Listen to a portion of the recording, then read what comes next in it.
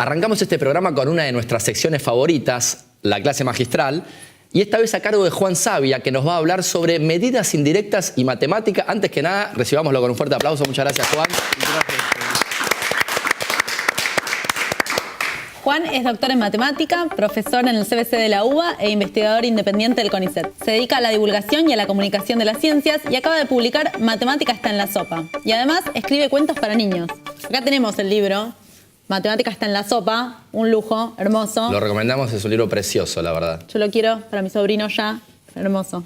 Todos los libros de Ediciones Yamike. Muy bien. Bueno, Juan, gracias. ¿de qué trata esto de las medidas indirectas y la matemática? Bueno, primero, ¿de qué trata las medidas indirectas?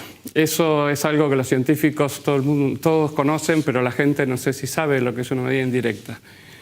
La idea más fácil que se me ocurrió es, tengo ganas de comer un huevo duro, pero voy a la heladera y hay un huevo y estoy medio dudoso de cuán fresco está. Bueno, la medida directa sería romperlo y fijarse si está fresco, pero si lo rompo no tengo huevo duro. Entonces, llamo a alguna abuela, a alguna tía y me dice, no, lo que tienes que hacer es llenar un vaso de agua, poner el huevo, si el huevo queda horizontal en el fondo está muy fresco, si se levanta un poquito, bueno, un poco menos, y si flota, olvídalo. ¿Eso por qué? Porque el huevo con el tiempo va adquiriendo aire en la cámara de aire, entonces flota más fácil. Bueno, eso es una medida indirecta, entonces una vez que probé eso, puedo usar el huevo para otra cosa. Claro. ¿Está? Ahora, ¿qué tiene que ver esto con matemática? Bueno, en matemática también tenemos medidas indirectas. Y, por ejemplo, la primera que a uno se le ocurre, cuando uno va al colegio le dicen, bueno, la longitud de la circunferencia es pi por diámetro. ¿Y eso qué quiere decir? Bueno, si vemos la figura 1, lo que dice es, yo necesito medir la longitud de una circunferencia, que sería esa línea azul que está ahí, pero no tengo una regla que doble así. Es más, si lo hago con 1 centímetro queda tipo escarapela, todo arrugadito, entonces no puedo medirlo.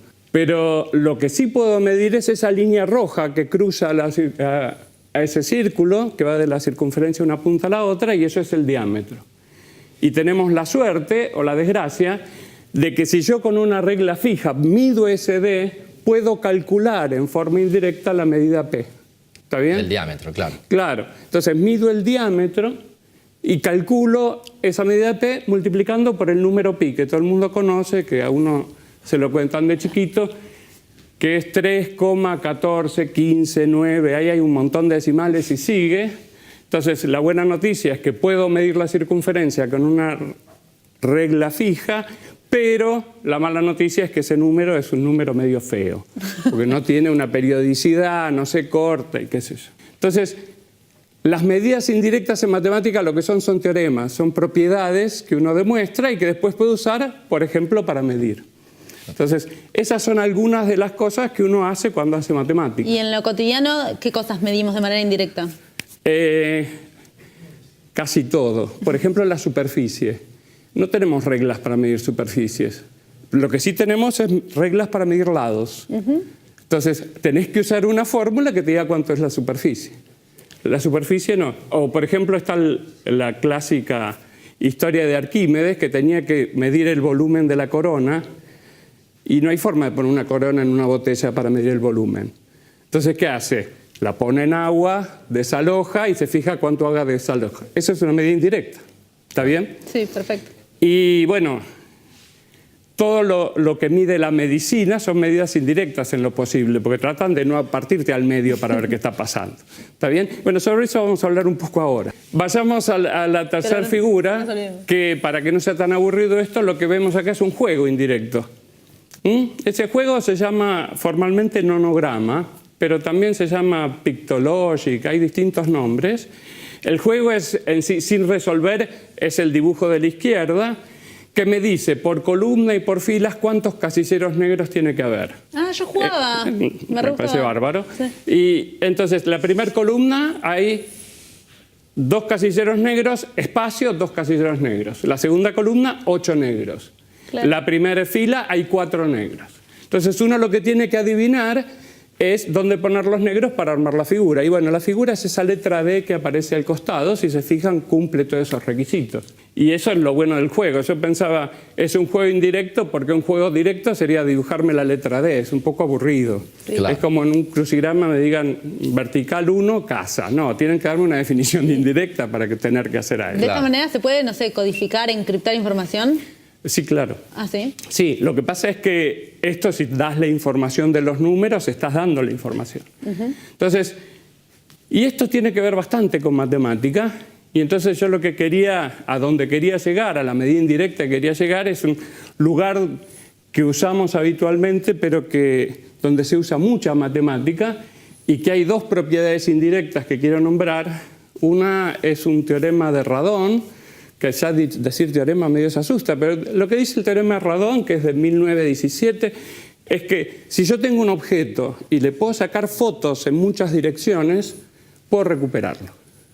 Eso es lo primero que dice Radon. ¿Puedes recuperar? El objeto. Es decir, si vos me sacás una foto de frente, no sabés acá si tengo una melena, digamos, cosa dudosa, pero podría. Okay. ¿Está bien? Pero si me podés sacar fotos de muchas partes, podés recuperarme. Es como Google Street View, por ejemplo, esos programas que vos podés ir paseando, que en realidad sacaron algunas fotos y te reconstruyen toda la escena con esas fotos que sacaron. Pero podés reconstruir el objeto tridimensional. Claro. ¿Está bien? En Google siempre es plano. ¿Y de qué año es el teorema de Radon? Del 1917. ¿Está bien?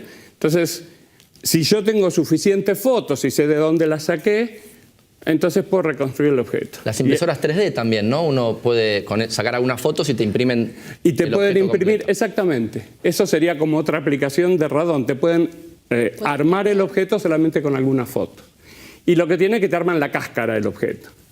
Y entonces falta ver qué hay adentro del objeto. Hay un teorema de Santaló. Santaló es un matemático español, pero que hizo casi toda su carrera en Argentina. Fue profesor emérito de la UBA.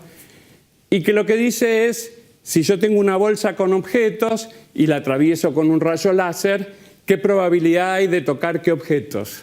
¿Está bien? Entonces, todo eso juntado, uno dice, bueno, son unos teoremas que no se entienden ni para qué sirven. Pero si vamos a la figura 4, vamos a entender un poco para qué sirve. Genial. La tomografía computada. Ah, importante. Entonces, ¿qué pasa? Santaló me dice, si atravieso algo, puedo decir qué objetos hay en el medio. Entonces, atravieso a una persona con rayos X. Esa información me tiene que quedar en alguna parte. Y entonces me queda en unos numeritos, como si fuese un nonograma de este lado. ¿Está bien? Ahí puse unos números al azar que 4, se me ocurrieron. 4, 5, 9, Claro, 5. es información. ¿Qué pasa? El rayo X va perdiendo radiación a medida que toca distintas cosas. Y entonces lo que obtengo es cuánta radiación se perdió. Y bueno, si lo mando así, tengo una foto en este sentido. Pero si lo mando allá, tengo una foto en este. Una foto en este, una foto en este. ¿Y qué me dice Radon? Si tenés suficientes fotografías, podés reconstruir el objeto. Entonces, la tomografía lo que hace es un montón de cuentas con los datos que tiene y reconstruye el objeto, que en ese caso es el cuerpo humano. Una súper aplicación. Claro, si a uno le duele la cabeza, no hace falta ir al método directo, que es que viene el tipo con el serruchito, sino uno se hace una tomografía y puede tener un diagnóstico. Impresionante. Y aparte, el teorema de Radon es de 1917 y las Sí. tomografías son más nuevas. Bueno, eso pasa con muchas cosas de la matemática, que hay teoremas que recién se usan muchos años después. Claro. ¿Y por qué pensás que es importante que se aprendan este tipo de medidas indirectas, que las personas conozcan sobre este tipo de técnica y razonamiento? Yo creo que, digamos, en el caso, por ejemplo, de los chicos, yo creo que es importante contarles por qué uno quiere que sepan que la longitud de una circunferencia es pi por diámetro.